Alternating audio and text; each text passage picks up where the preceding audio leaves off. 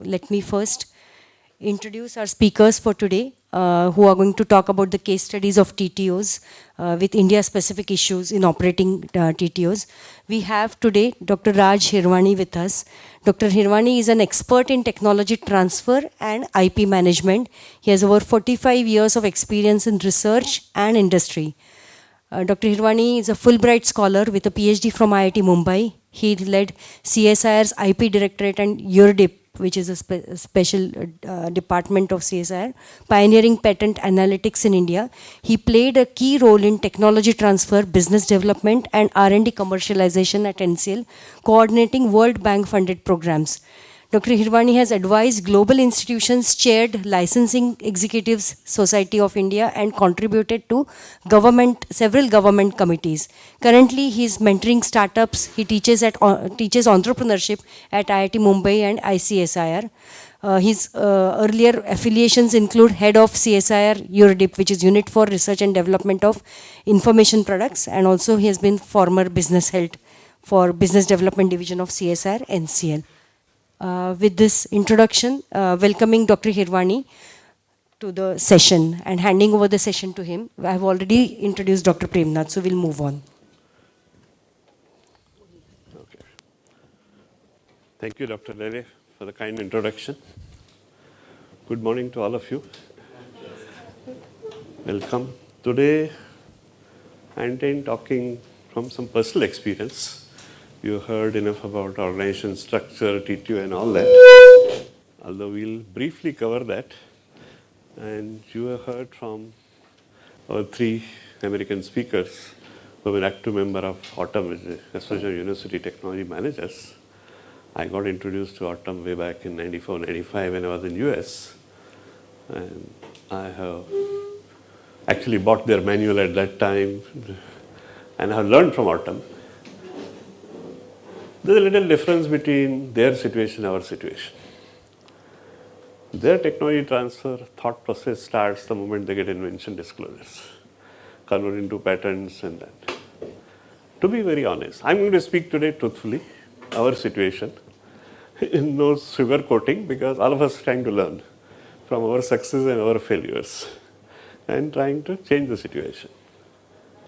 In our case, invention disclosures gets filed for a patent and none of us aggressively bother about licensing. Let us be very honest about it, which includes CSIR, which includes IIT, all of us. We are talking together as a team.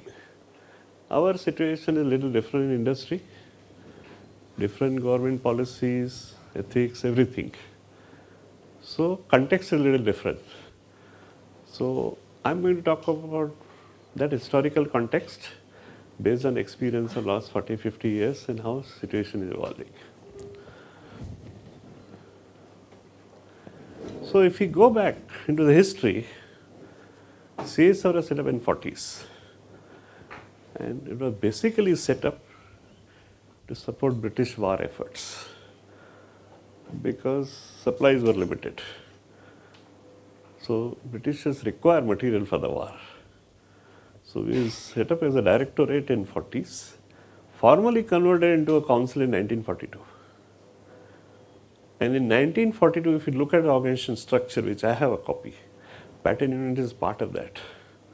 To hats off to our founders to think of a patent unit independently in the organizational structure way back in 42. And Dr. Bhatnagar's first patent is of 1940, when the directorate was established.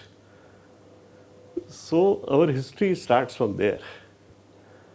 And after we got independence, we did not have industry.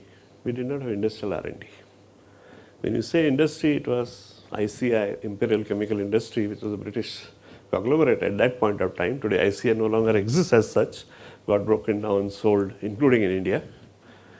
We did not have Indian industry except for some effort by Professor Chandra Ray in Calcutta, Bengal Chemicals and all that. So first was to build a capability. So 50s went into building that capabilities. In 60s, we had a growing population. Food shortages were there.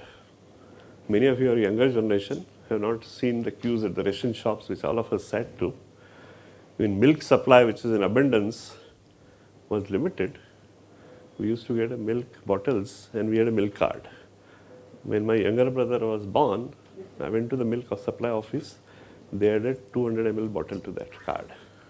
That was the situation we are talking about. So for the growing population, you require food production. To increase food production, you require pesticides.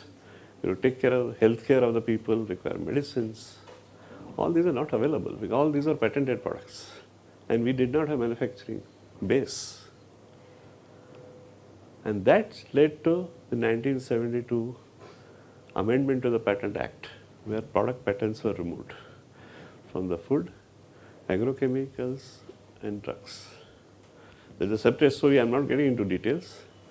And then came push to our domestic production. And we were called upon to develop technologies and transfer to industry. For the agrochemicals, there was a list made by the government. And he said, these are the 5 agrochemicals NCL will develop, this 5 IICT will do, this 5 Jorat will do, by a mandate. So we all did that reverse engineering, process innovation. And that was the first successful technology transfers which we still talk about.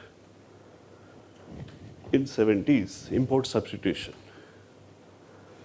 Then as we graduated 80s, labs like NCL moved into a little high-tech area of catalysis because petrochemicals came, petrochemical downstream products came, catalysis and all that kind of a thing. In the 90s, we had a globalization. That opened up opportunities for us to start licensing patent abroad. This country does not have a market for bare patent licensing. We'll come to that a little later. And that is what came. Until 60s to 80s, whatever we did, technology transfer was mandated to be done by NRDC, National Research and Development Corporation. We followed the British model of the laboratory system. UK had an NPL, so we had an NPL. UK had a, what is called Laboratory of the Government Chemist, which is the equivalent of NCL. We call it National Chemical Laboratory, they call it a Laboratory of Government Chemist. So we followed the British model, and British had an NRDC. We duplicated NRDC here in 1953 as a single technology transfer agency, centralized. So if NCL developed something, it got assigned to NRDC and NRDC licensed it. That was the model which was followed. Although in 80s, we started the first documents and guidelines for technology transfer. So our guidelines for technology transfer way back to 80s. It's a formal document. The gentleman who came from defense, one V. Siddharth, he headed technology utilization division in CSIR. Under his leadership, the first guidelines were prepared. 1987, we had a review committee of CSIR, chaired by Mr. Abid Hussain. And that committee said CSIR should earn 1/3 of its revenue. And Rajiv Gandhi as the Prime Minister accepted that. And they said in 5 years you have to do, we'll reduce the budgets. So in 1/3 budgets, you'll have to earn by yourself. And that is a tall order. All of a sudden, so 1989, I tell you, we did not have money to pay electricity bills of this whole campus, what you see, 500 acres. Dr. Mashelkar went to MSCB, met a chief engineer, and got a reprieve that we'll pay the bills in April because the new budget will come. That was the kind of a situation. That time, I did an audit of all the projects we have taken last 10 years. Because I was looking for any low-hanging fruit which you can encash. All the projects, 10 years, irrespective of who funded it, whether government funded or private industry funded or our own projects. A project by project analysis. Let me tell you, not more than 5% were promising. We are supposed to be industrial laboratory, research laboratory. not 5% as a commercial. The reasons were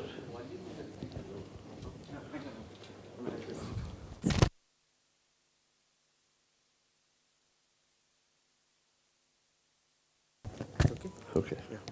Is that okay now? The reasons were nobody looked. Is there a market for what you are developing? See what happens, scientists come, they are comfortable in continuing their doctoral or postdoctoral work. So research proposals are put based on that. Scientists put proposal what is fashionable. If superconductor is in fashionable, if cloning is in fashionable, if CRISPR technology in fashionable, DBT gives money, so everybody put a proposal. Nobody is looking what applications are there, markets are there. Assuming you had a market for the products, nobody looked at techno-commercial viability of the solution. Is it techno-commercially viable or not? I'll show you the examples. Assuming it was techno-commercially viable,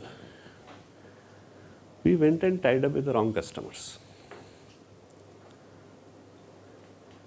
See, there's a notion in this country, chemical makes a lot of money. Chemical industry traditionally is based on people who used to trade, import and sell. Those are the guys who got into manufacturing because they used to import large volume and sell. So it's okay, government is supporting indigenous, so let us get into that business. They did not have any technical, financial or marketing strength. Very often wrong customer. Again, I'll give you examples. That was the main three reasons. So directionless pursuit of many projects. You had no returns even on industrial projects. I'm not talking about basic research, explorations. And so scientists, man years, everything got wasted. Today in this country, when you talk about technology transfer failure, I tell you this still stands. The evaluation of project is not done even at a funding stage, when the projects are progressing or even after post-audit. I continue to see this till today. Last year, I evaluated 120 projects of a funding agency.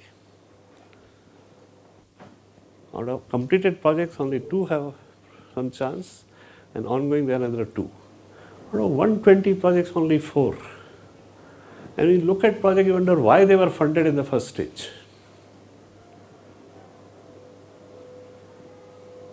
So biggest problem in technology transfer in this country is this. People talk about lack of marketing, lack of, knowledge, capabilities. The problem starts here.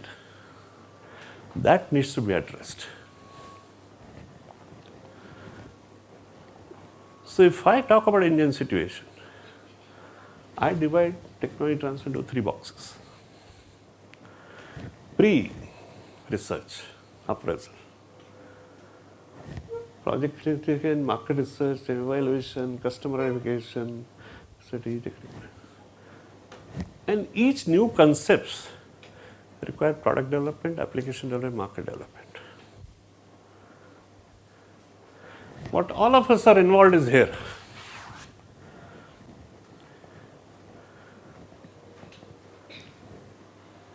Industry people, if they come to know, somebody approaches you, I'm interested. You do some outreach, somebody shows interest. Inventor goes and talks with somebody because he knows people. Proposal is brought to us. And then I put CSIR format, it may be IIT format, it may be any institutional format, document. Then we go through that. And this is what we are calling as a technology transfer. I call it the documentation work. It's not a technology transfer work. Majority of us get involved here and we label it as technology transfer office.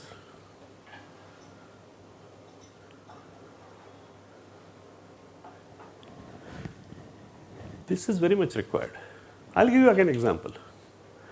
My first project involved NCL was water absorbing polymer. This can be used in agriculture. Absorbs water, retain moisture. I say, how we will use it? They say, along with the seed, we'll broadcast it.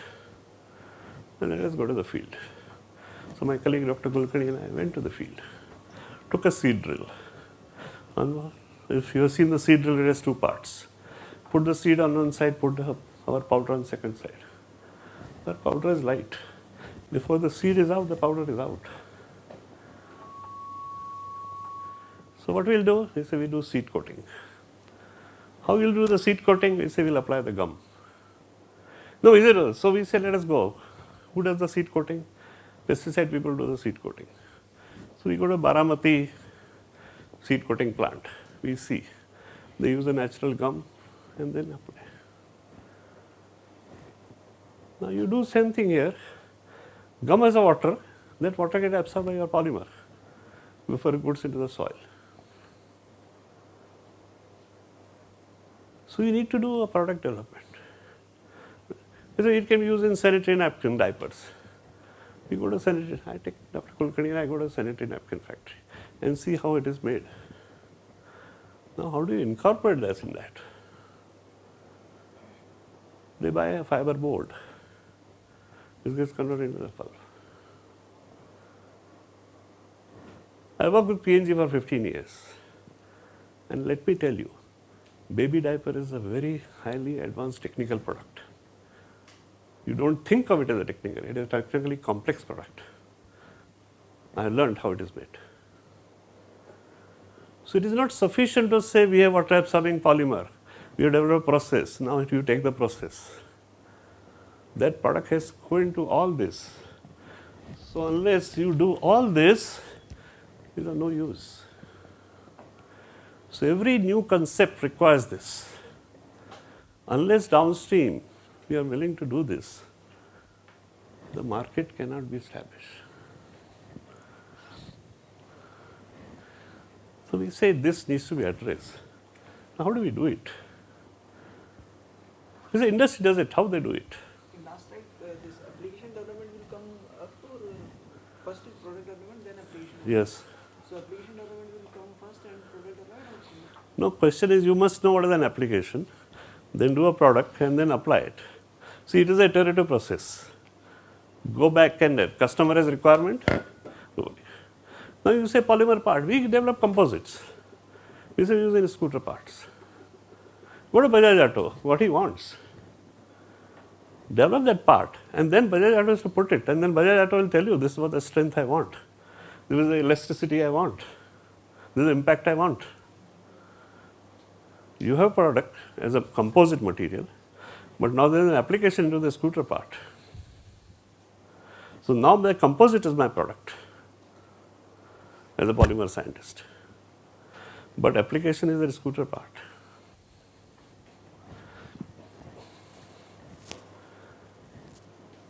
So we say industry does it.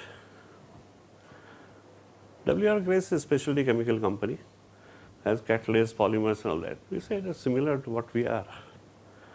What W.R. Grace does? You know what W.R. Grace said?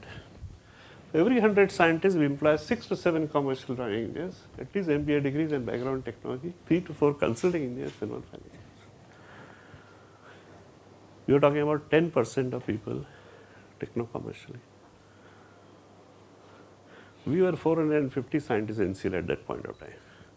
So we look at 10% is 45 people should be only doing this job.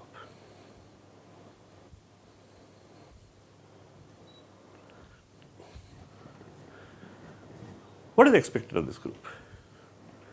Basically information transfer. Knowledge about markets, knowledge about technology, and some commercial and legal aspects.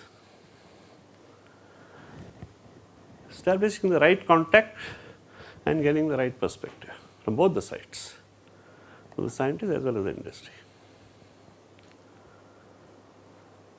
Dr. Premnath talked about network yesterday. The networks need to be developed. You should be able to pick up a phone and say, look, This is what we have, or this is information I want, this is the context I want. So we created what's called Project Planning and Development Unit. Functions relate to scientists' information on technological and marketing requirements, bring together companies and appropriate NCL scientists or divisions, act as a principal commercial agent for licensing NCL technologies and the services.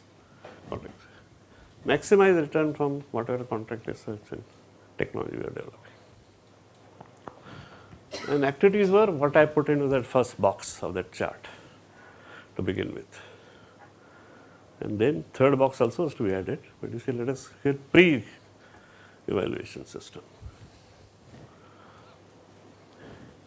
We decided participating in divisional review meetings.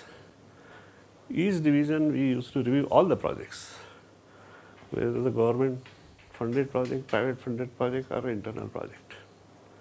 We started asking questions. Business analysis. Does somebody need it? Sorry to Yeah, please, feel free. Do you think these labs remain isolated from the society? And what is the status today? We would like to know it from you and Dr. Premnath. That I feel that these labs were quite isolated from society.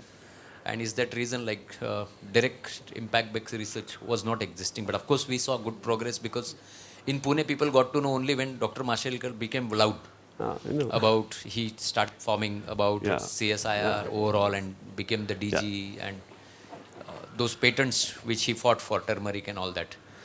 See, but, this is... what is the status today? No, I tell you, what's this happening? is true for all academicians, whether they are in national bodies or in academic institutions. At IIT, I push in students as well as faculty. Go to Gurgaon Convention Center. Go to a trade exhibition. Go to industry conference. You get to learn a lot. What is going on in industry? What new products are coming? What new technologies are coming? Who are the people who are in the game? I push all my students. I myself go. I am there from Wednesday to Friday. Thursday, little lean day for me. If there is something in Gurgaon exhibition, I go. Even at NCL, I used to go to even machine tool exhibition, which used to be every year at the Godrej campus, Vikhroli. Somebody asked me, "You're a chemical guy. What are you doing at machine tool?" I said, "Look, what is machine tool? Sandvik is a machine tool company. Use carbides. Tungsten carbide is a chemical.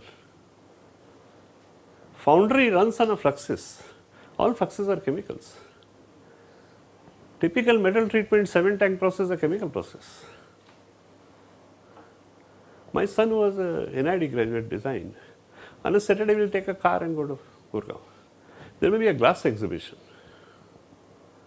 I say glass is a chemistry, and for you as a design, glass is a material to look into design. This is something which we need to encourage. Pushing scientists to go to industry conferences, go to industry trade exhibitions, participate in industry trade exhibitions yourself as an organization. We used to conduct ICMA, NCL get together used to happen at NCL. We were part of the ICMA committees. I could pick up a phone to ICMA Executive Secretary, G.G. Naik. We developed such a relationship, he used to say, "You are my younger brother." So what I am saying is, this is what we need to. Polymer exhibitions, we have participated, plus India. That is something we need to inculcate. Your point is well taken. Sir, I have one question. Yeah. Like you said, 1980 we started, like Siddharth ji has made guidelines. 1987, like Abhidosan committee. Yeah. Abhidosan committee has made. My question is about CSIR. So that time you spoke about 33% self-sustainability. Then again, like Kelkar committee has come. Now Dehradun declaration has come. So how do you think, like, over the down the line, last 50 years, how we succeed in that? As particularly CSIR, public sector funding agency, research institute. So how do you see like CSR, how far we succeed in that to make us a self-sustainable? See, we are not self-sustainable and no industrial research can be self-sustainable. Nowhere in the world it has become sustainable. You need to teach policymakers. Some policymakers talk about self-sustainability on 100%. The famous economist, Mansfield is his name. His whole life's work is on economics of R&D. He said, don't expect return on what you're putting in R&D. R&D always has a multiplier effect. The results of research goes into productive sector. They generate employment. They generate taxes. They pay excise duty, GST, whatever it is. That is your return on R&D. So don't look what CSR generates. Look what economy generates. So it can never be full self-sustainable. Abhinsin committee also said 33%. They did not say 100%. Fraunhofer model says 50% in Germany. It's quite a successful model. I think we went to 25% and after that we slid back. There are a number of reasons. So what I'm saying, we used to sit in divisional review meeting, do a business analysis. That polymer, what we invented, no? It's absorbing the moisture actually. Yeah. Has it been exploited for this something like rural applications, so water will go ground and ground will be getting discharged, something like that? No, this used to absorb and slowly release. So you can't use, in an expensive polymer, you can't use tonnage quantity in road. The purpose is not to, ground recharge. That ground recharge will itself happen. This No, rather using the concrete actually. Can it be replacement for this, that one purpose, no? Concrete replacement? No, it was not concrete replacement.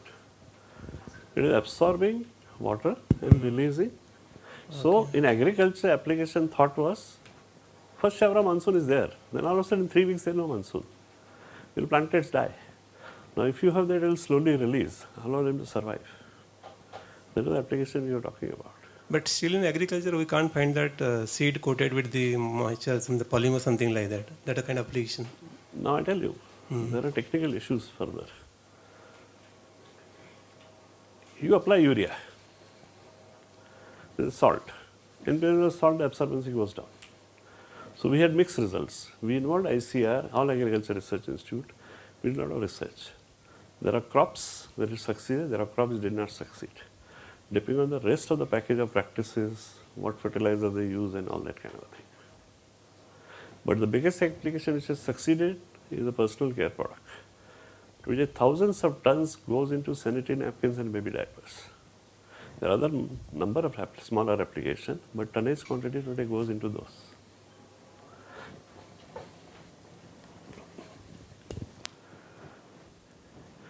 So I'm saying business analysis. Is there a market? Somebody will be interested. What is the competing technology situation? A lot of scientists just submit proposal to DST, DBT. And every scientist has his own project. Then he is not available to do research, rest of research. Is there a synergy of those projects with whatever thrust programs of the lab? We will permit you to do GI projects if it finally builds capability in our thrust program. There is some synergy of that. What is IPR position and protection? I have a proposal on my table which I am going to answer today. Startup, money sanctioned. Somebody in US has developed technology, filed patent in 22. Buyer has signed up exclusive license. Is a regulatory product. Now buyer will develop it, apply regulatory approval, and they put a PCT application, including India. Now you are just reverse engineering it. It is a product patent. Even if you succeed, you will not be able to make and sell it. It is a 22 file application. Product is under development by somebody. So you think buyer is going to give you a free ride here? The project needs to be stopped here. Even if you do process innovation, you will not be able to sell a product because it's a product patent. Therefore, I say early stage evaluation doesn't take place. Finally, what is the strategy for commercialization? Very often, the end user of your technology and end user of your product are different people. The end customer is not your customer of your technology. There are intermediaries. You may have to go to intermediary. The whole strategy of commercialization has to be thought of. When it comes to project selection, when we sat through these review meetings, we said, look at what are your generic strengths, what you are good at doing, what are your capabilities. With a technology push. You are working with company, integrate your R&D projects into their business strategy. Now I'm a chemist, worked at NCL whole life. I know all of you are not chemists, but I'm going to give you an example, but I'll make it simple for you, not teach you chemistry. We had a catalysis group. Develop zeolite catalyst in alkylation. Our commercial success was Hindustan Polymers, Visakhapatnam, with benzene. We developed lab scale process for cumene, which is again alkylation. We will not get into chemistry. We talked about this is a drug intermediate, goes into ibuprofen, which all of us take a painkiller. You know alkylation, you use 3 alkylation reaction, 3 alkylation catalyst. LAB is your detergent raw material. Of you detergent, the raw material is LAB. Thousands of tons are made. You say, why don't you think of this? You are still doing alkylation with thousands of tons. That is, we initiated some work on LAB.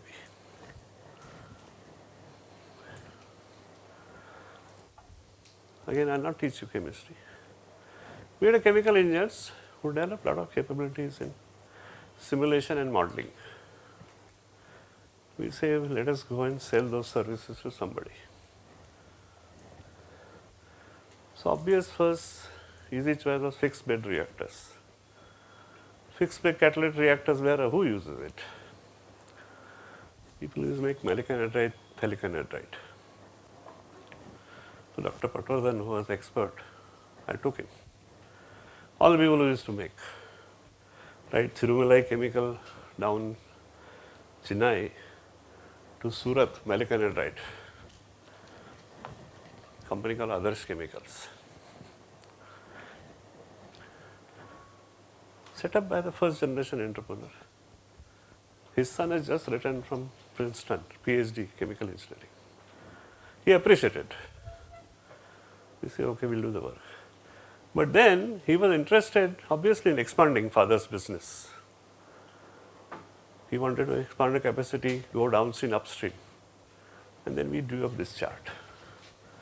We go into some other value-added product, further into product. His raw material was something. This can be got from there. So we drew up this whole chart based on maleic anhydride. Simulation modeling was a small consulting assignment. After we drew up this chart, we had 4 research contracts with them.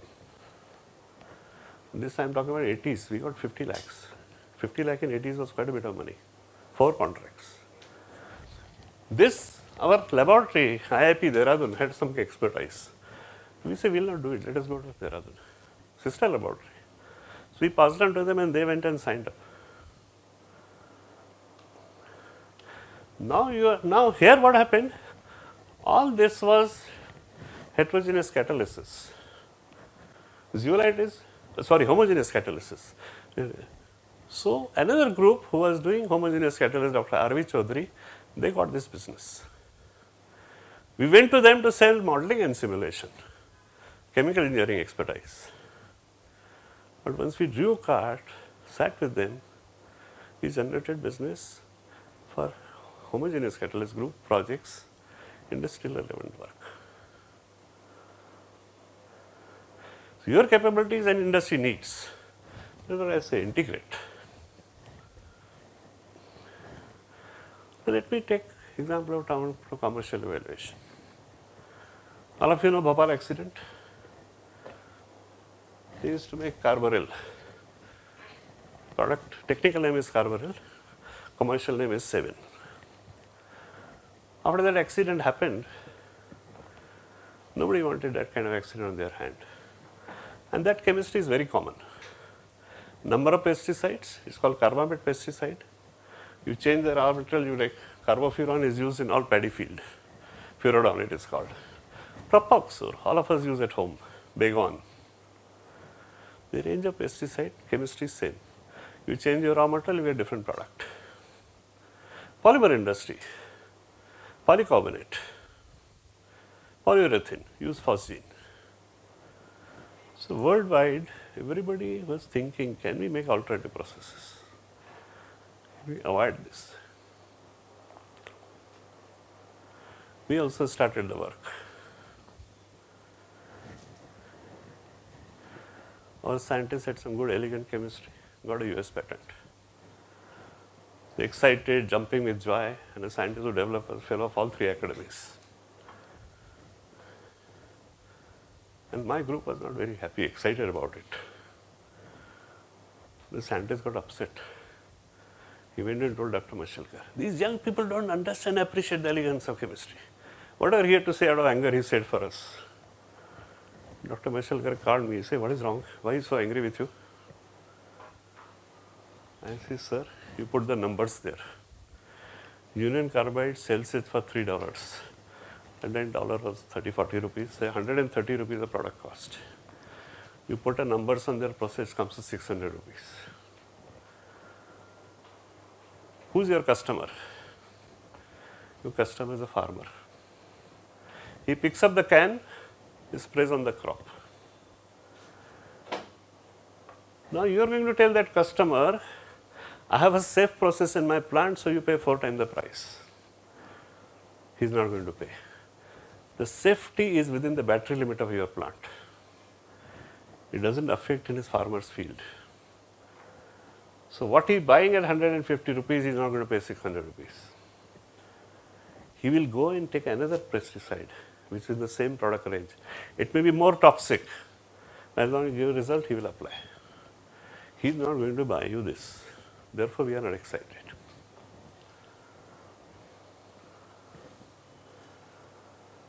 Actually, Vidula, I don't know you, I have an interesting case in your analytics on this patent analytics. I have fully done this study. That was my first analytic. Maybe afternoon we should talk about that.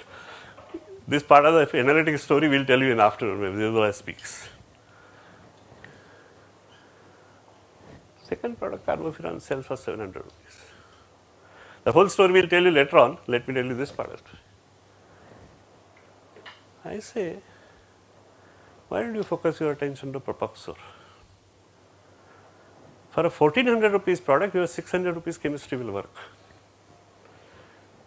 You are not married to carbaryl. Union Carbide used to make carbaryl. It does not mean you have to make a carbaryl.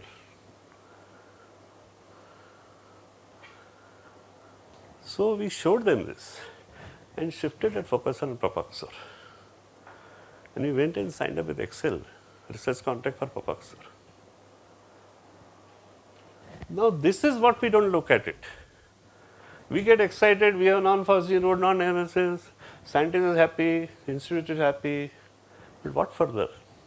You have patent, but that is not a viable process. Nobody will take it. So this evaluation needs to be done. And I am not saying just leave it, but look at further. I will give you other examples of what we have done such things. So when you do this and go to Propoxur, put those inputs, it becomes a technology transfer case. So application of technology must make an economic sense, which we all need to forget. And that economic analysis every time. You need to estimate production methods and costs. Investment of resources. This is I always emphasize. Companies license profit, they don't license ideas. You may have a new idea, exciting idea, new technology. Unless you make profits, nobody is interested. Business do not get it by elegance of technicals. You may be excited by the elegance of your chemistry. Industry fellow is not. I applied Buchra reaction for the first time. It has never been done before. Industry fellow is not excited by Buchra reaction. You may have paper in SCS because you did Buchra reaction for the first time. End user must see value. So you have to think of the whole journey from idea till it becomes commercial. All the stages, what it goes through, what players, and how it operates. So every idea, right from the proposal stage, or income, first question is what need it is filling in the market. Is the need recognized? And it will have to be developed. Sometime you have got a new idea. You need to generate, means products, markets, applications. So I'm not saying close it down, but are those to be needed? That require a lot of resources. How big is the market? How big is the market? Are you developing? Yes. नहीं तो नहीं तो are you developing something which is only few instruments in research laboratories being used? Are you developing something, an FMCG product which has tonnage? How is the market being filled now? If there is a human need, it is always satisfied. No human need goes unfulfilled. People do something to fulfill that need. It may be inefficient, it may be expensive, it may be time consuming, but people always do something to meet that need. So how it is being done now? And how your solution is different from that? And what are the alternative solutions? Again, we think in terms of technology we are developing. If the problem is identified, there are a number of people working on the same problem. There are a number of alternatives people are doing. When you work for venture capitalists, one of the questions we always have to answer, how sustainable is this solution? For them, it is 5 to 7 years of investment, venture capitalist. His returns are going to come down the line. What happens if some other technology supplants it? Is there alternative solutions in development? Is anyone investing in that market? There are industries which are very mature industries, metallurgical industries, high capital investments, difficult to displace technologies because capital has a cost. So you can't displace that capital. How sure are you that invention will work? Can you demonstrate knowledge? Again, few months back, I related one of NCL's work. Scientist has used a very sophisticated, expensive equipment to make that small lab sample. And that is never done in industrially. It can never be scaled up. He had access to that, so he did it. But it cannot be commercially done. Impossible to do it and nobody will do it. And he kept on arguing, my product works. I know your product works for the end use, but how do you make this product? The way you have done it cannot be made and sold. I am not saying in the end use your product is not working. I am saying what you have done is not scalable, cannot be manufactured commercially. I can't even put a number on that because it's so expensive.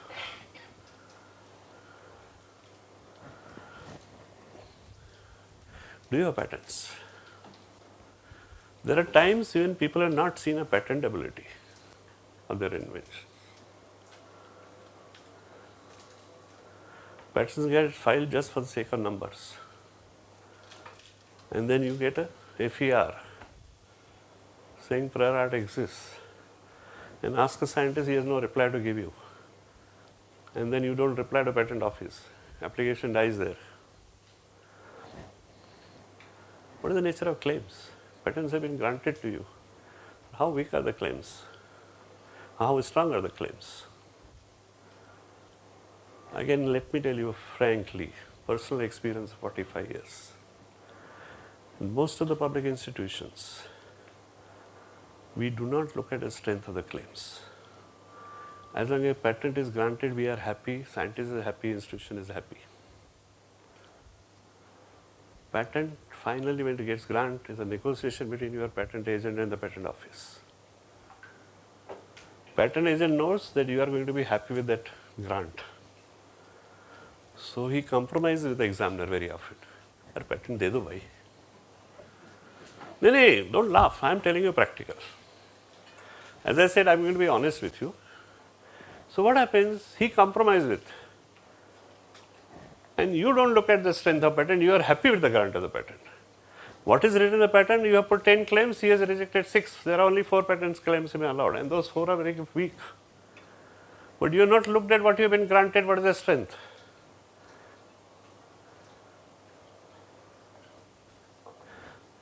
In most of the publicly funded institutions, all these patent firms are big names.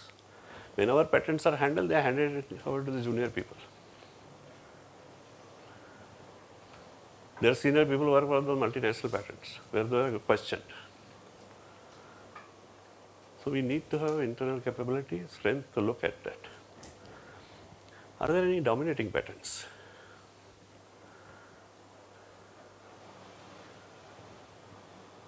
There are patents which exist and they'll block your patent. You have a patent, but you will not be able to practice. I am coming to that later on. We have learned from experience again. We have US patents and we cannot practice them. It's called freedom to practice. Ask majority of scientists, what do they understand by freedom to practice? 99% I will not know. If I had to give a simple example, if I ask you who invented the light bulb? Who invented a light bulb? Huh? Edison. That is the answer you get. Edison did not invent the light bulb. 10 years before he brought the bulb to the market, there was a gentleman called Henry Woodward, who conceptualized, invented a light bulb, got the patent. Disadvantage of his invention was filament used to get burnt away in few minutes. If your filament gets burnt away in few minutes, you can't make a commercial product. So people looked at, they got a great idea. If it works, it will run as lighting industry. So a number of people worked on different materials processes. Edison succeeded having a tungsten filament which lasted for 1500 hours. Edison got the patent. Question is, can Edison make a light bulb? No. Light bulb as a concept belonged to Henry Woodward. Edison cannot make the light bulb because he is going to infringe his patent, Woodward's patent. Edison took a license from Woodward and then commercialized it. This is called freedom to practice. Edison did not have freedom to practice. Do your patents have freedom to practice? We have learned from experience. I can keep on, then 1 hour is not sufficient. I can give you cases where we learned. Is the invention too early? Sometimes you are ahead of time. Today we talk about DNA technology, right from the first DNA concept to DNA structure to all the initial 20 years patents got expired before anything became commercial. Sometimes contemporary technology is not available.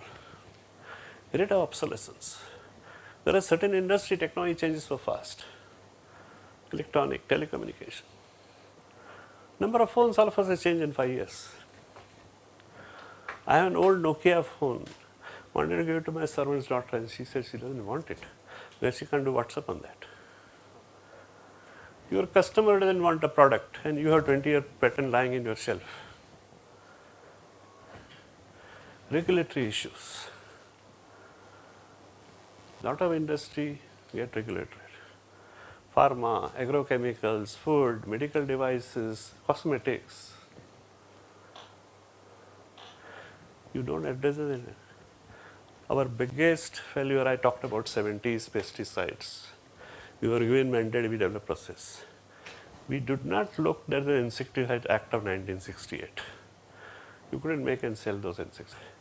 We have processes ready, we have scaled them on a pilot plant. Our customer cannot produce. And none of us thought about Insecticide Act. Now submission of that data requires 3 season trials, toxicity. We had to wait for 3 years till all that data was generated. Now this I am talking about 70s, 80s. Same laboratory, late 90s, we developed a plant growth promoter, which was a research product in the world. Nobody in the world has made it, got registered and sold. We go and sign up with Godrej. Now Godrej cannot make it because none of us looked at it. And we had a 7-year royalty agreement with Godrej. 3 years it took Godrej to generate data. 4th year they started. So first 3 years the sale is low. We got a very low royalty. But I am saying it's the same laboratory. 70s, 80s you made the mistake. 2000 you are repeating the mistake.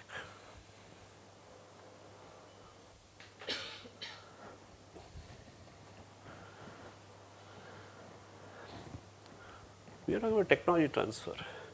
What are you transferring? You are transferring a paper license. Oh, no, 5-10 minutes? No.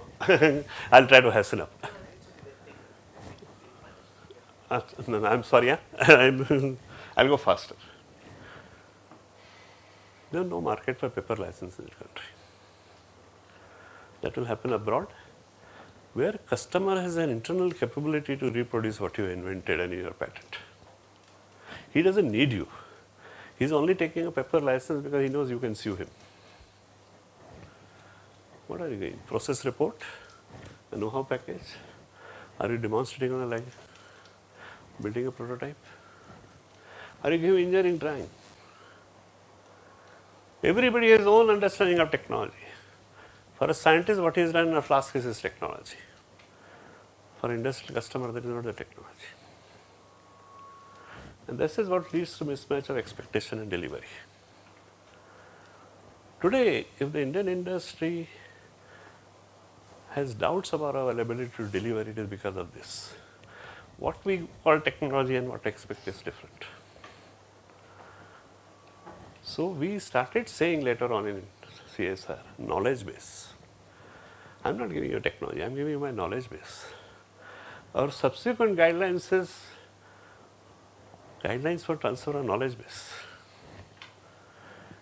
In AI, industry wants know-how as well as show-how. Show us how to do it. Again, don't expect all ideas to find a customer.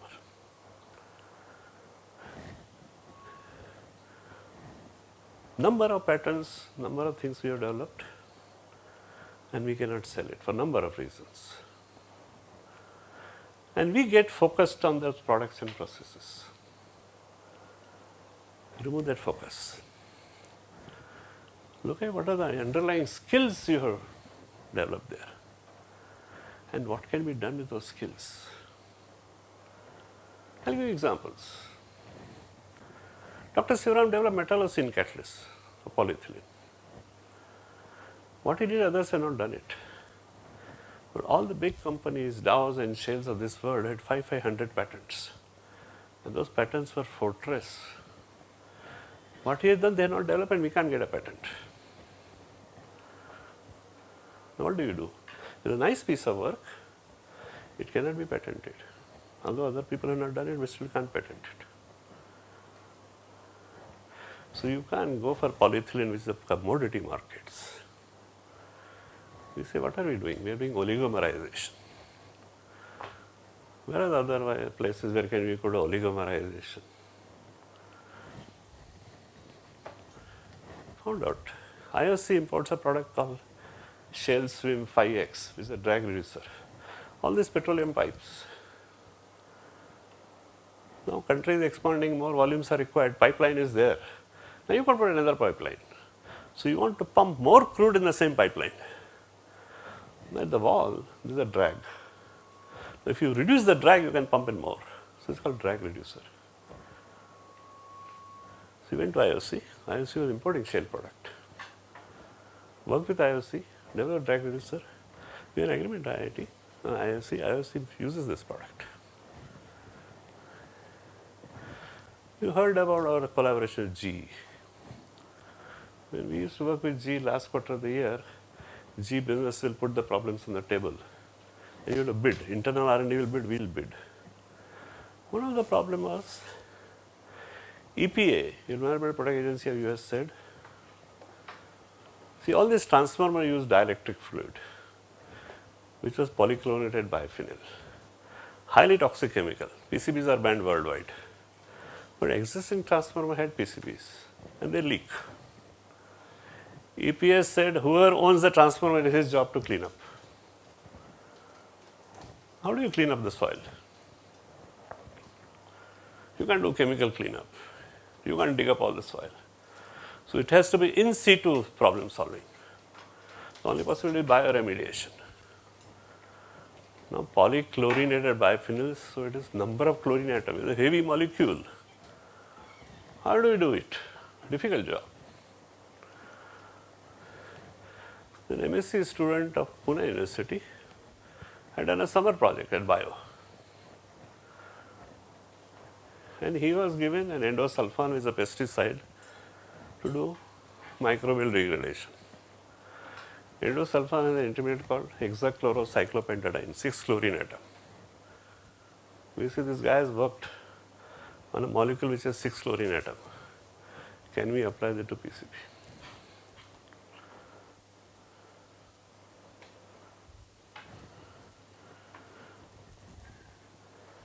One day a guy walked into my office, said he wants to make polyurethane foam making machine. If somebody comes and talks like that, he will be told, Baba, we are a chemical laboratory, we are not a mechanical engineering laboratory. We don't develop machines, so thank you. I looked at him. Competent mechanical engineer, he has already developed 2-3 machines, including last machine developed was epoxy insulation capacitor. I said, look, this guy has not come to me for his mechanical engineering expertise. He has it. He doesn't understand the polyurethane chemistry. I have a polymer chemistry division. They understand polyurethane. I have process design people. I have polymer rheology people. That is what is required to make this machine. Mechanical engineering, he will take care of it. Called Vivek Ranade, Ashish Lele, and Srinivasan chemistry, polymer. 3 people, and I said, sit together. In my conference discussion, we signed the contract, went to ICSI, took a money and a spread program. The fellow sells the machine. His name is Dev. Company name is Twin Engineers. You can check it. Look at underlying skills, what you have. Polycarbonate, famous story of G. It took us more than 2 to 3 years to convince G. In G, our biggest resistance was from internal R&D. G invented polycarbonate. Have 500 patents, so there's the ego. We invented, who are these guys from India who are trying to sell us polycarbonate patents? Initial resistance from R&D. And we were getting fed up. I say, what have we done? We've done transterification. Where I can use transterification in polymers? Forbes, if you have resilience for the spec, plastic lens, resilience, Forbes sells it. They import a resin from Japan, CR39. That can be done transterification. Went to Forbes, got a sample of CR39, started working. By that time, G came back and that story is different. But what I'm saying is spin-off possibility of your knowledge. Now, how much time I have really? No, it's okay. You do justice to your section. But we must finish in another, say, 10 minutes. Okay, fine. Thank you. Okay. See, converting invention requires a lot of additional skill. So, since I'm talking from a chemical industry background, chemistry, comparatively with engineers, chemists don't want to talk to engineers. They say, this is my chemistry. But if you have to scale up, you require engineers. The knowledge must transfer from laboratory to pilot plant. There has to be design, scaling up and all that. As project move from another, it requires a different kind of leadership. When project is going to pilot plant, there has to be chemical engineer in charge, not the chemist. Similarly, in different projects, everywhere, different moves. Polymer, it will be a processor who will do it. So the need for downstream is already okay. This very often, when we talk about application product marketing, you require industrial partners. What do you do with selection of partners? I put the people into three categories. One is traders, who have no love for technology or a product. Short term. Anything which makes money in short term. He will also want to get into manufacturing if he can quickly make money. He is not our customer. Trader doesn't receive a cup of tea. I make a judgment in 5 minutes, putting a fellow into this category. Traders, thank you very much, get lost. Imitator, I will sometime entertain, because you go through that development cycle, you initially imitate, reverse engineer and all that. Innovators. Actually, the third category is our best customer. What do you look for? First, who is your customer? So identify those targets. Who are the guys? Then qualify those targets. You may identify 5 people. 3 of them don't want to work with you, or you don't want to work with them. 2 of them have bad experience with you. One fellow doesn't want to work with you because you are working with his competitor. One fellow, you don't want to work with him because he is not very ethical. So qualify. Do they have appreciation of technology, willingness to invest in R&D, take risk and patience to work for future? What we are doing is not going to make money. It requires further investment of resources in there. Do they have that appreciation of technology and willingness? I did analysis of NCL projects once. Average lifetime from idea to commercial was 8 years. With an efficient project management, you can bring it to 5 years. Does your customer have 5 years patience to do this?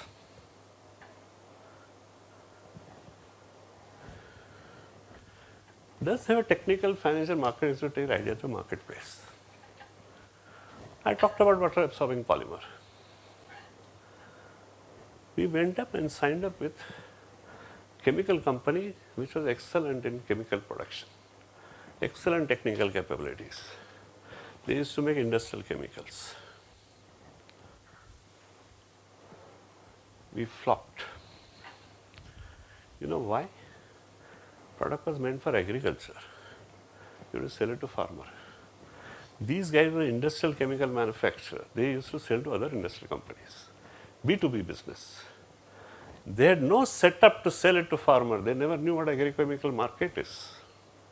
Our failure was there. They did not have infrastructure. What is their past track record? Do they have in-house R&D? Have they invested? Have they developed something in-house? It's a pleasure to work with like Dr. Ghada Chemicals. They spend 8% of money in R&D. There has to be synergy of your efforts and their business. What is the time frame and budget? I talked about Rabi. Reliance had a 50,000 ton plant, 250. I sent Dr. Mashalkar to Mukesh. You know what Mukesh said? 50,000 ton we have. We are making 150,000 ton in 18 months. Will you do it? You have done something in a lab. All you have is a gas chromatograph which shows LAB is formed. 150,000 ton, 18 months. This is the time to not even to erect a plant. That doesn't fit into Mukesh's plan. Mukesh still gave 10 lakhs out of respect for Dr. Mashalkar. You do your lab, you want to do.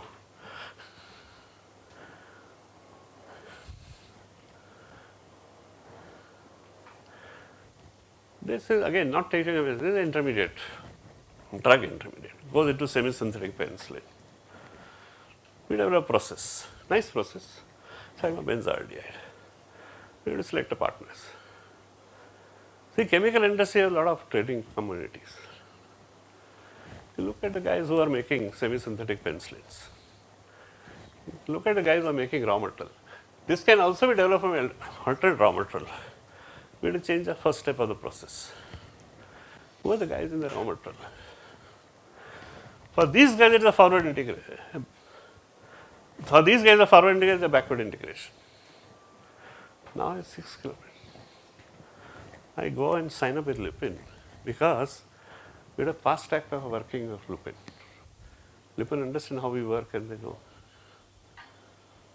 And up to later on became MD of Merck. Said, Hirwani, we sign up, but you will demonstrate to me on 5 kg. Because he knew our work is always on a lab scale. And it gets into a lot of problem in scaling up. So he wanted us to solve this problem before we give it to him. He said, I'll give you 50 lakhs, but you give me a demonstration on 5 kg. And then we face a lot of problem in scaling up ourselves. We don't realize when we transfer to the industry the lab scale. But selection of partners. You know how they work, they knew how we work. So Anand Apte will not sue you. He knows problems, so he is asking you. He will contribute then when there is joint partnership. So I can give you another example. When you say lab, there are 4 people. Hindustan Lever are not, it's still there. They just announced they want to be there. So you go and talk to. My client list was always like this, very targeted, focused. Carbamide, I told you, gibberellic acid. Actually, a college student came and said they want to make gibberellic acid. It's actually a growth promoter, use grape industry and all that. In today's term, maybe Premnath will say support them as a startup, but at that point of time, I said, look, it's a complex fermentation technology. You kids cannot handle it. Lupin had an excellent fermentation plant which used to make rifampicin. Isophorone, this is something very interesting. It's an industrial chemical, used to be imported. Alcohol distillery came with a proposal, say we want to make it. Alcohol gets converted to acetone, acetone to isophorone. Anybody will jump it. And we said no. Because your whole economics depend on acetone, alcohol.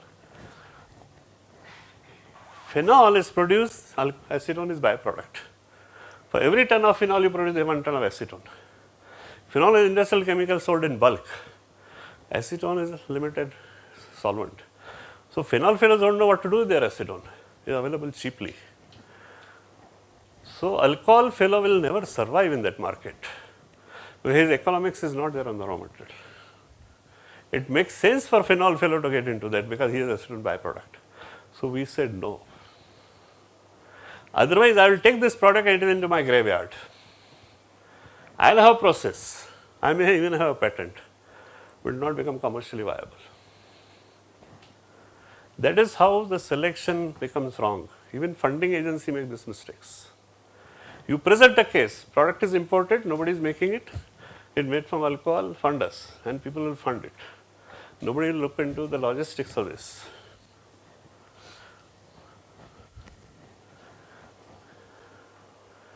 I will skip this, marketing to partners. When you communicate, talk about profits, they will cut their costs, they will expand their market share. So coming to TTO, This is what finally we had organized, what's called Research Planning and Business Development Division. We put it into the different boxes, integrating all the functions, planning and development. We had 5 people who were coordinate business depending on our expertise. Organic chemicals. We had 2 divisions, materials, polymers and other materials, catalysis, bio, engineering, analytical and technical services. Lot of lab and academic institutions do not want to do that job. It brings in small money. But don't look at it as small money. There is an entry. You first develop a customer relationship. From that comes into the consulting. They have a problem, you get a consulting. You do a good consulting assignment, they get into a research project. So it's a relationship building. Intellectual property, legal affairs, patent protection, public relation, communication, information system, databases on technology and markets. All of us, when we divide into silos, information doesn't come at one person. You don't know there's an MSc student who did that SCCP, which you can use here in PCB. You don't know 20 years back this work was done in your lab. And this happens in companies also, let me tell you. There's a customer who gave us a project, and when we did a patent search, the company had a patent 20 years back, and nobody in the current R&D knew. This happens other places also. When you integrate, then you know when you talk about what patent portfolio you have. Otherwise, I find there are institutions where patents are held by somebody else and nothing to do with technology transfer office or business development group. And support services. What is required to succeed? Top management support. Unless there is a top management support, you will not succeed. People are going to resist the change. So it is the most important you have a support from top. Dr. Mashelkar supported us fully. Mechanism to validate claims. If you ask me in my career, my biggest challenge is this. People put all kind of claims. And I have taken on face value and lost my face. Repeatedly this has happened. Not in my lab or other labs also. Your US patent. I go and talk to US company. And they say we are willing. They say we sign a secrecy. You demonstrate it works, deal is on. I sign it. 3 months down the line, Santen comes and tells me he cannot reproduce the result.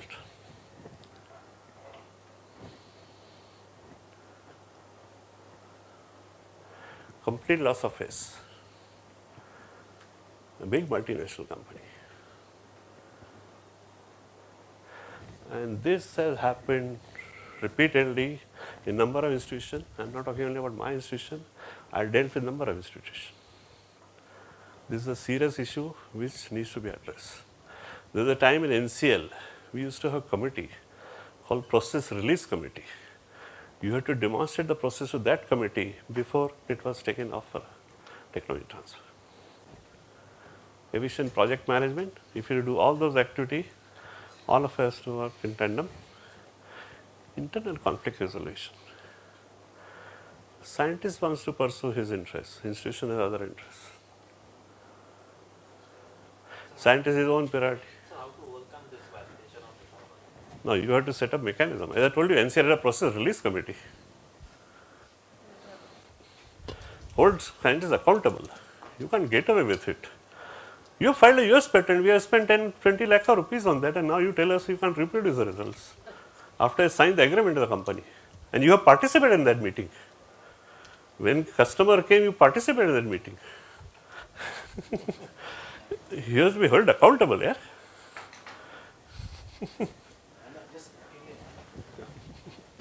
Yeah, so one of the things which I find useful is that some of the points which Dr. Hirwani mentioned, if you are a separate entity like a startup, you end up doing your market study a little better.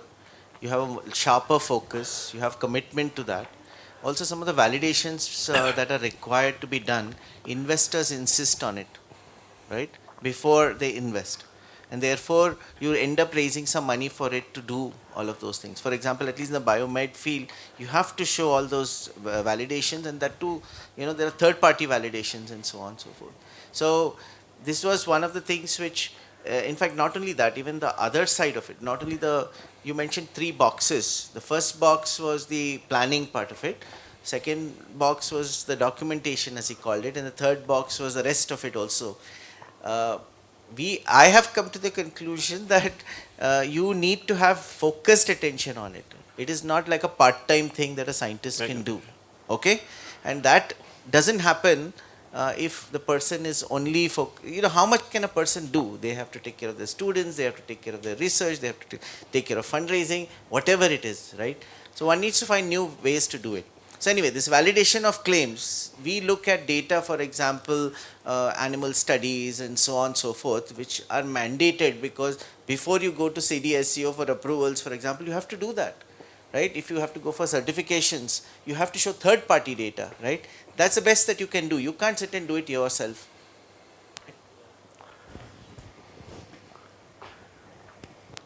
Another important thing for all of us who are in this business, we have to market ourselves within the laboratory. If we can't market ourselves within the laboratory, there's no way we can market laboratory to outside world. We have to gain credibility within. R&D and TTOs should work as partners. And then they should be also rewarded jointly. No, I will skip this patent, I will skip because time.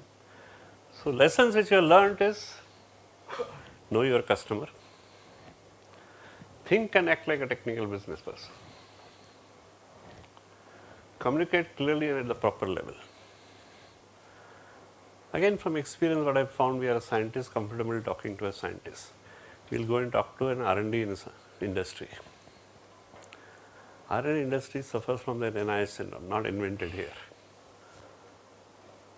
They are afraid to go to management and say we want to get it from NCL. They are afraid management say, why are you there for? Why are we paying you for? If we have to go outside. They have always that fear. Go and talk to business development, go and talk to corporate planning group. They are more open. Their job is to bring new business. It doesn't matter from where it comes. They are more open to ideas. Be open about risk, cost and timing. It will take so much time. These are risks. Involve R&D partner decision making. Commit to whole hand till product reaches the market. That is another of our bigger failure. Scientists say, I have done my job, this is it. There are subsequent problems scaling up product, he doesn't want to get involved. It has to be commitment that the product goes there. Then only effective technology transfer takes place. Don't oversell, overcommit, overpromise. Don't expect all great ideas to find a customer. And don't keep on trying to sell if there is no customer. Don't be defensive or arrogant. You are defensive. How go and talk to DuPont? They are a $200 company. Arrogant. I have US patent. Where will they go? They have to come to me. Don't overteach science to non-technical customers. You lose his interest.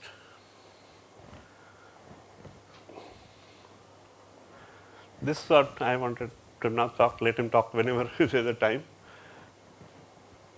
This is what Premnath was saying, and we are conversing on this point. See what has happened, there has been evolution from the ivory tower to entrepreneurial paradigm. You have startups, spin-offs, incubator, clusters, technopolis to support all these startups. What has happened is, companies are moving away from funding the discovery research. Prefer to buy proven technology from startup or buying the startups themselves. Because what he said, that valley of death, you're basically reducing that risk. Today money is available to cover up all those. Previously those monies were not available. Now today somebody else is taking risk, either with government money or some venture capitalist money or somebody's money. And what he said, you are now want to buy up proven technology. So widespread use of incubator in entrepreneurial innovation policies continually used across the world. So now incubators evolved. Again, I will not get into it. From the first generation, we had software technology parks in India 25 years back. One is exists in Pune, everywhere else. That was the first generation incubator, I call it as. We are at the now fourth generation. I think future, the TTO and current generation incubator will get merged. That is going to be the final volume. So when we are talking about TTO, we should not talk about that conventional model of TTO. These both functions are going to merge, and we must think on that bigger picture.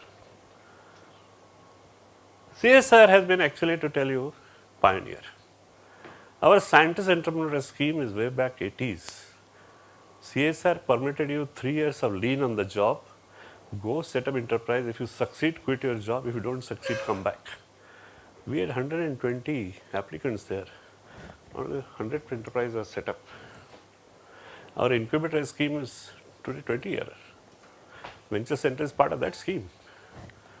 We have knowledge of equities, and all these are approved things. Other agencies have to follow. Now, I'll stop here because he wanted to cover me other institution. You want to just briefly mention the structure? No structure, it is a divided structure. IPs looked by different people, contracts are looked by different people. The same thing, Indian Institute of Science is same thing, they have incubators separately. No, actually. I want to cover that IT homepage. We can just talk about. See, they have IRCC, what is called Industrial Research and Consultancy Center, which looks into all licensing, contracts, and then they have IP group separately, which has a traditional this model of protection, prosecution, but they don't interact with this contract group. There's a problem, I always say. Those are silos. So then there's a joint development model.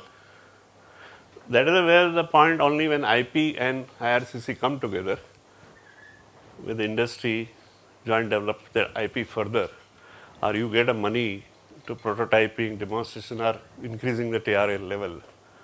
And then they have this startup incubator, they have a model for inventor, taking it further, staff and all that.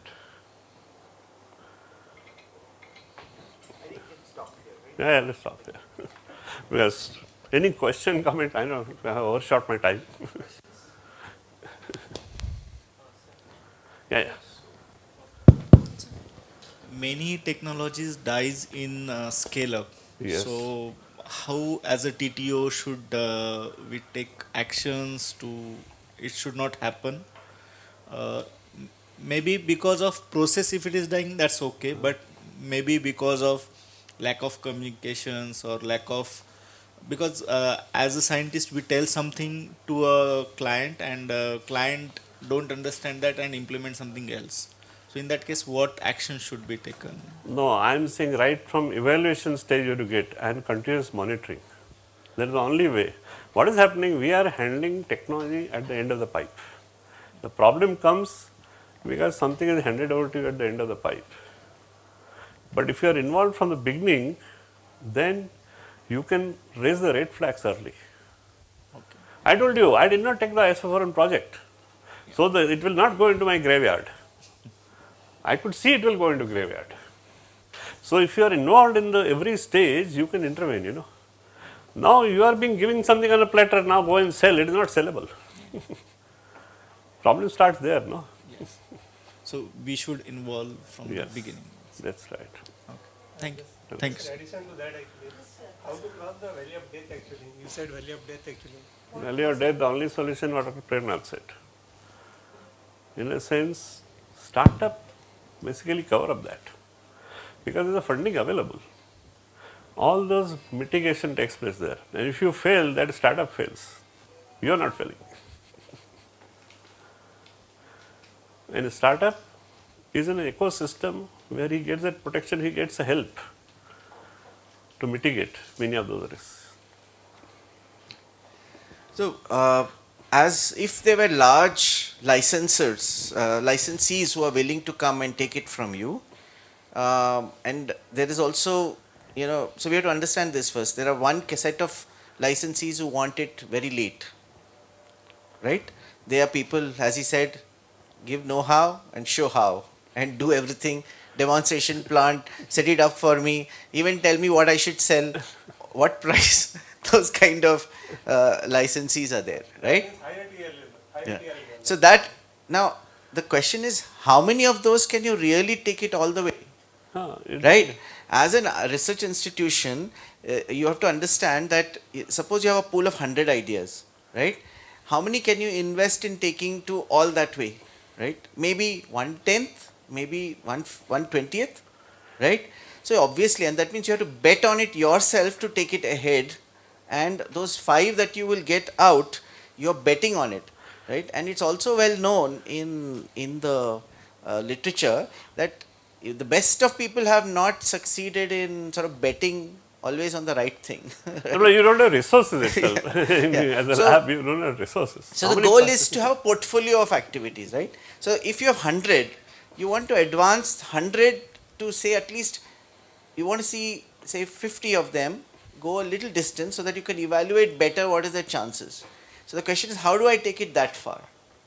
Okay, and then take it further and down the road. Now there are companies who will come early also, but those will typically come when you have a breakthrough kind of a technology, not for me too kind of technologies, right?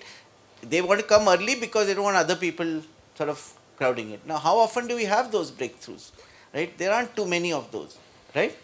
So the question is, how do I take as many across that pipeline? Now you also know that the resource requirements for that is very high, right? The effort needed is very high. Most of our scientists are focused on their science, not on the end use case. Suppose I say my end use case is this particular product in orthopedics. You'll do materials, but you will not necessarily be specialized in orthopedics, right? Okay. So you need people who are specialized in that. And how will they participate? What is their incentive to participate, right? Whether it is an investor, whether it's a founder, whoever it is. That vehicle could be a startup. Okay. Otherwise, you will not have an incentive to participate, right? So the question is, how do we bring those vehicles which can translate it further, right? So in an academic environment, most academic institutions, the challenge that all of you have in academic institutions is you cannot tell your professors what to work on, right? That's not going to work. So one of the strategies which people are following is like what GDC is trying to do in IIT Madras, which is a replica of something called the ICOR program in the US, which basically is about customer discovery. That means they teach people how to go about with customer discovery. That's the first part of this. But still, I still feel it is only half the work done compared to say what a startup has to do, a serious startup has to do in terms of customer discovery, identification of the real problem they have to solve, value proposition, all those kind of things which a typical startup does is way a lot more than what an academic can do part-time, right? So that's the dilemma to deal with. So I think if there's an early stage technology, a lot of things have to be figured out, then it's a good idea to explore startup routes. If it's very well known what you need to do, right? For example, pharma industry today will say, give me a cheaper this process for this drug. It's that well known. Then it's all laid out for you, and if you're willing to do that kind of work, that's what is the kind of technology they'll be interested in, right? Question is, are our scientists interested in doing that kind of work, right? They may not be, okay? One more point is that if they come in the early stage, Yeah. they will ask for even IP stakes also in that. Yes. Yeah, it's fine. What's wrong as long as it's a fair deal? Yeah. See, what are you going to do with the IP if it's not getting utilized, right? So I don't see any problem in IP stakes and so on and so forth, be it rights to exploit it, okay, or whatever it is, as long it's paid for, right? I mean, what will we do? Yeah, we have done exclusive licensing. Yeah. Yeah. In fact, there are situations where we would even consider assignment. No problems. What's wrong? Like we have that luxury of doing it. If we want to do it, we have justify it. That's the best thing that we can do. No, remember, techno is a perishable commodity. Yeah. 5 years down the line, it may not have value. If you don't sell it today, it's gone. And the other thing we should keep in mind is that these are all sunk costs, right? In the sense, once you have created all of it, right, it is no point looking back. What you have to look ahead in terms of what you can do with it. And as we have continuously said, it's about impact. So find whichever route, whichever mechanism takes it to impact, right, and end results, right? So that's what I think broadly it comes down to when you're designing your systems. Okay, we are not going to go into this. I think we are late. But I just want to point out a couple of things. One thing which I just add here, we realized around, this is something which we started around 2000, mid 2000.